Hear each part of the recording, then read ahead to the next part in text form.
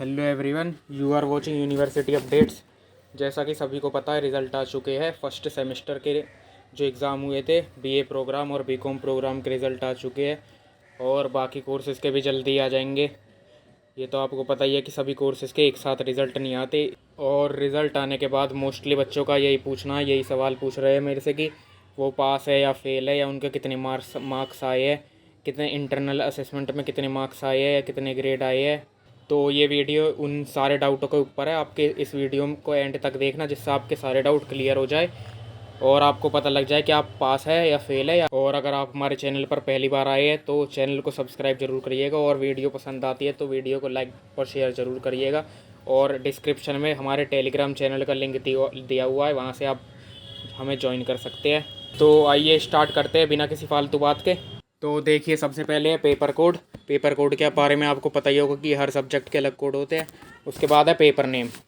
तो इस जैसे कि ये जो रिज़ल्ट है, इसमें कुछ पेपर के नेम शो नहीं हो रहे, तो ये कुछ एरर आ रहा है जिस टाइम डाउनलोड करा था ये रिज़ल्ट। तो इस पर ध्यान नहीं देना। तो इस पर ध्यान ना देते हुए आगे देखते हैं। तो इसके आगे लिखा है आपके paper type DSC GE AEC। इसके बारे में भी आपको मैं पहले ही बता चुका हूँ एक और बार। और फिर इसके आगे देखिए, मेन चीज़ शुरू होती है आपकी यहाँ से, क्रेडिट से। तो देखिए जो क्रेडिट लिखे है इस एग्ज़ाम में, जैसे कि इस रिज़ल्ट में देखिए 4 4 4 4 2 2 3, ये सातों सब्जेक्ट के अलग अलग क्रेडिट है। ये क्रेडिट पहले से ही SOL से फिक्स होते हैं और इनसे ही आपके मार्क्स एलोकेट होते हैं। और ये कैसे होते हैं ये मैं आपको आगे बताऊंगा।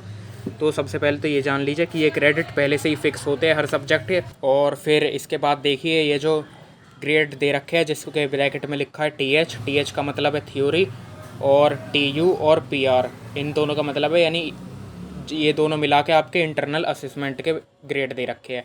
जहाँ TU के दे रखे हैं वहाँ PR के नहीं दे रखे, और जहाँ PR में दे रखे हैं वहाँ TU में नहीं दे रखे। मतलब ये दोनों मिला के आपके इंटरनल असेसमेंट के ग्रेड दे रखे हैं, और TH वाले हैं थ्योरी के ग्रेड। और ये ग्रेड आपको आपके मार्क्स के अकॉर्डिंग दे रखे हैं, और जिसमें हाईएस्ट ग्रेड है O और लोएस्ट ग्रेड है F। ये मैं आपको आगे बताऊंगा कि कितने मार्क्स पे कितने कौन सा ग्रेड मिलेगा। तो ये TH वाले है थ्योरी के, और TU और PR वाले हैं इंटरनल असेसमेंट के आपके।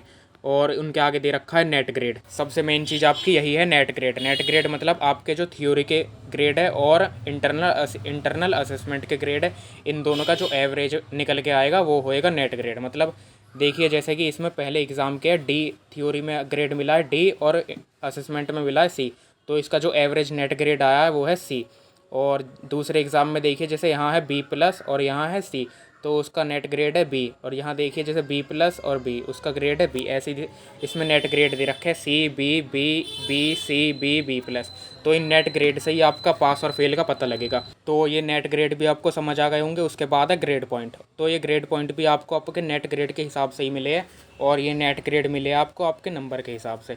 तो सबसे पहले तो आपको दिखा देता हूँ कौन से कितने नंबर पे कौन सा ग्रेड मिलेगा। तो देखिए, जैसा कि आप इसमें साफ साफ देख सकते हो कि 90 से 100 के बीच में मार्क्स होंगे तो आपको ग्रेड मिलेगा O। अगर 80 से 90 के बीच में मार्क्स होंगे तो आपको ग्रेड मिलेगा A+, जिसका मतलब है एक्सीलेंट। और अगर 70 से 80 के बीच में मार्क्स होंगे तो आपको मिलेगा ग्रेड A। और 60 से 70 तो B, 50 से 60 तो B, और 40 से 50 तो C, 36 से 40 तो D, और 0 से 36 तो F मतलब फेल, और D मतलब पास। तो मतलब इसका मतलब है कि अगर आपके D ग्रेड से ऊपर के आते हैं, या D ग्रेड या उसके ऊपर के आते हैं, तो आप पास है, तो आपको कोई दिक्कत नहीं। और अगर आपका आता है F फेल या AB, या AB मतलब एबसेंट, तो इसका मतलब है आप उस सब्जेक्ट में फेल है। और ये ग्रेड पॉइंट भी आपके ग्रेड्स के हिसाब से ही मिलेंगे। जैसे कि जिसके A+ आएगा उसे मिलेगा 9 ग्रेड पॉइंट, और जिसके ग्रेड A आएगा उसे मिलेंगे 8 ग्रेड पॉइंट, और जिसका B+ आएगा उसे मिलेंगे 7 ग्रेड पॉइंट, जिसका B आएगा उसे मिलेंगे 6 ग्रेड पॉइंट। इस हिसाब से आपके ग्रेड पॉइंट भी डिसाइड होंगे, और जिसका F आएगा उसे 0 ग्रेड पॉइंट। तो इस चीज़ से आप समझ गए होंगे कि अगर आपका ग्रेड D या D से ऊपर का कोई भी ग्रेड आता है तो आप क्लियरली पास है, और अगर आपका F आता है या AB आता है तो इसका मतलब है आप उस सब्जेक्ट में फेल है, आपको वो एग्ज़ाम दोबारा देना होगा।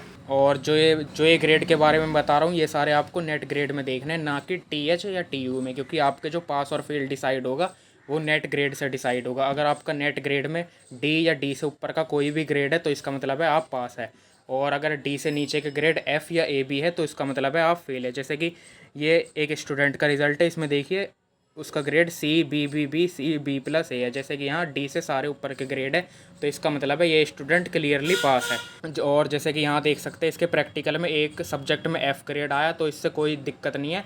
आपका जो पास और फेल डिसाइड होगा वो आपके नेट ग्रेड से डिसाइड होगा। चाहे आपका थ्योरी में F आए या B या D या C कोई भी ग्रेड आए, आपके जो पास और फेल डिसाइड होगा, ये ध्यान से सुन लीजिए, नेट ग्रेड से डिसाइड होगा। नेट यानी आपको नेट ग्रेड चेक करना है। अगर नेट ग्रेड में आपके F आता है तो आप फेल है, अगर D और D से ऊपर का कोई भी ग्रेड आता है तो आप पास है। और ये ग्रेड पॉइंट भी आपके उसी हिसाब से डिसाइड होंगे।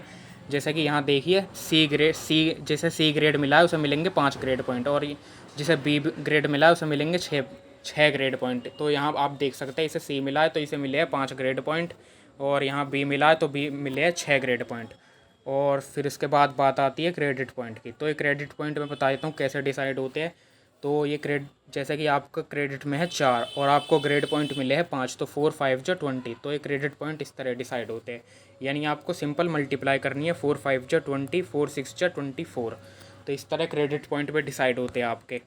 और फिर बात आती है SGPA कैसे डिसाइड होता है। तो सबसे पहले तो देखिए यहाँ नीचे आ जाओगे आप, तो यहाँ लिखा दिखाई दे रहा है टोटल क्रेडिट। ये टोटल क्रेडिट सबके फिक्स होते हैं सब्जेक्ट के हिसाब से, आपने जो सब्जेक्ट चूज़ करा है। तो देखिए जैसे इसके यहाँ ये जो क्रेडिट है 4 4 2 जो भी लिखे हैं, इनका टोटल जो आएगा वो 22 निकल के आएगा, वो आपके टोटल क्रेडिट होंगे। और फिर आ जाती है टोटल क्रेडिट पॉइंट। ये जो आपके सारे क्रेडिट है इन्हें ऐड कर लोगे तो आपके आ जाएंगे टोटल क्रेडिट पॉइंट। फिर अगर टोटल क्रेडिट पॉइंट को टोटल क्रेडिट से डिवाइड करोगे तो आपका आ जाएगा SGPA। जैसे 128 को यहाँ डिवाइड करोगे 22 से तो आपका निकल के आ जाएगा SGPA। रही बात CGPA की, क्योंकि कुछ बच्चे पूछ रहे हैं कि CGPA कैसे निकलेगा। तो CGPA आपका जब निकलता है जब आपके 2 सेमेस्टर के रिज़ल्ट आ जाएंगे। जब आपके फर्स्ट सेमेस्टर और सेकंड सेमेस्टर के दोनों रिज़ल्ट आ जाएंगे तो आपका CGPA यहाँ ऑटोमेटिकली लिखा आ जाएगा SQL से ही, आपको निकालने की कोई ज़रूरत नहीं है। अभी आपको सिर्फ SGPA से मतलब है। तो ये बात तो आपको समझ आ गई होगी कि आपको पास और फेल कैसे पता लगेगा। आपको नेट ग्रेड चेक करने, नेट ग्रेड में ध्यान रखिएगा F या A भी नहीं होना चाहिए। और एक बात और बता देता हूँ, जैसे कि ये मेरे पास एक स्टूडेंट का रिजल्ट है जिसके नेट ग्रेड में F दिखाई दे रहा है F, और मैंने आपको बताया था कि अगर आपके नेट ग्रेड में F आ जाता है या A भी आ जाता है तो आप फेल है। तो इसका मतलब है ये स्टूडेंट F वाले सब्जेक्ट में फेल है, यानी ये स्टूडेंट इंग्लिश फ्लुएंसी सब्जेक्ट में फेल है। और अगर आप फेल है तो ध्यान एक चीज़ और देखिए, इससे और आपको पता लग जाएगा कि यहाँ रिजल्ट में ER लिखा जाएगा, ER और सब्जेक्ट का कोड। तो इसका मतलब है कि आपके अगर यहाँ रिजल्ट में ER भी लिखा आता है तो आप उस सब्जेक्ट में फेल है। वैसे मोस्टली स्टूडेंट पास ही है। और अगर आपको और कोई डाउट हो तो आप कमेंट सेक्शन में हमसे पूछ सकते हैं।